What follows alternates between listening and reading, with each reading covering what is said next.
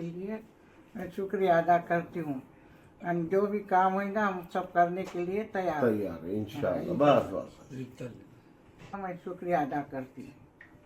आगे जाके क्या करना आगे है? जाके जो काम भी होंगे वो सब करने के लिए हम तैयार हैं। हम तैयार हैं। आप चुन के आए तो आपने जितनी भी सीटें आई उतने खुशी भी है आपको? आपको सबका शुक्रिया अदा करती हूँ।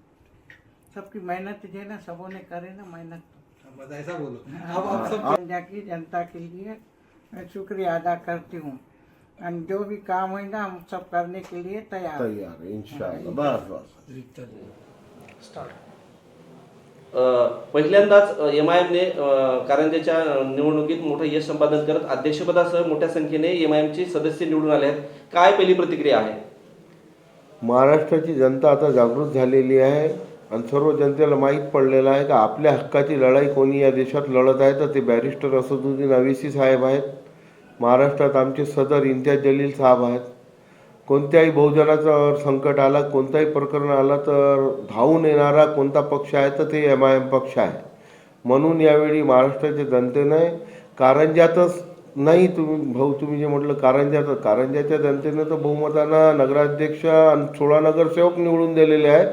परंतु MIM पार्टीने जेथेही म्हणजे अचलपूर पहा तुम्ही, अकोट पहा, अंजनगाव पहा किंवा बाळापूर पहा, वाशिम, मंगरुळपीर, इकडे यवतमाळ, उमरखेड, पुसद ज्या ठिकाणी आम्ही आमचे नगराध्यक्ष नगरसेवक उभे केले होते चांगल्या संख्येने लोकांनी आम्हाला मतं केलं ताकदीने. हे विश्वास ठेवून की MIM पक्ष हे बहुजनाच्या हितासाठी काम करते.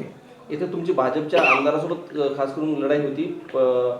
कसं पाहता या निवडणुकीकडे? काय मुद्दे होते प्रामुख्याने नगरपालिकेच्या हिशोबाने? नगरपालिकेत प्रामुख्याने विषय असे होते की आमच्या कारंजातील जे विकास कामं थांबलेले आहे ते कामं कोणी पूर्ण करू शकते तर ते MIM पक्ष आहे असं विश्वास ठेवून सर्वच बहुजनांनी MIMला मतं केले. यावेळी आगामी महानगरपालिका आणि जिल्हा परिषदकडे होणाऱ्या निवडणुकीकडे तुम्ही कसं पाहता? नगर परिषद नगरपंचायत आता झालेले आहेत त्यात चांगलं यश संपादन MIM पक्षाने केलेलं आहे. याचं सामर्थ्य बी आम्हाला महानगरपालिकेत जिल्हा परिषद आणि पंचायत समितीत भेटणार आहे. महानगरपालिकेत एक वार्डात आमच्याकडे 5-5 इच्छुक उमेदवारांचे जे फॉर्म आलेले आहे त्यांचे इंटरव्ह्यूज आमचे सदर घेत आहे.